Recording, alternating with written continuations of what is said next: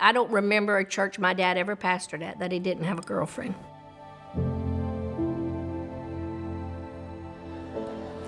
I had an interesting childhood for every children's church class, all the, fun stuff that you do growing up in the church.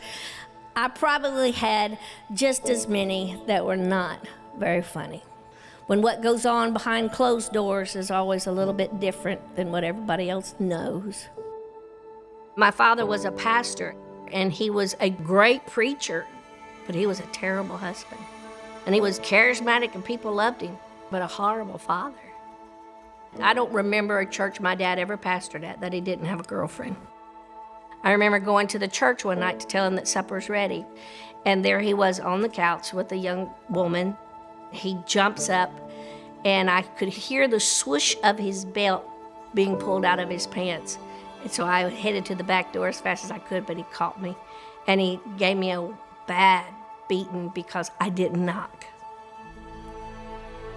In my childhood, in my past, even in college, I could no longer say, "Our Father who art in heaven." I would want to smirk through the whole thing. That's how difficult it was to put a label of Father on God.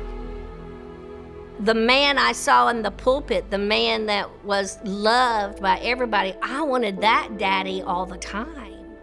What I got was either the leftover of an exhausted pastor or a very brutal, hateful human being and mental illness.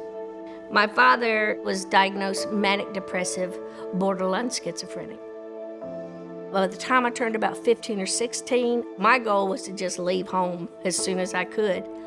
That idea was interrupted by death. My little sister died when she was 15 with leukemia. My big sister was killed in a car wreck when she was 20, and I was the middle girl. And Dad finally left and left with a woman. Then it became, I gotta help Mom through this. By the time I got to college, I was kind of aggravated at the whole God thing and the church thing.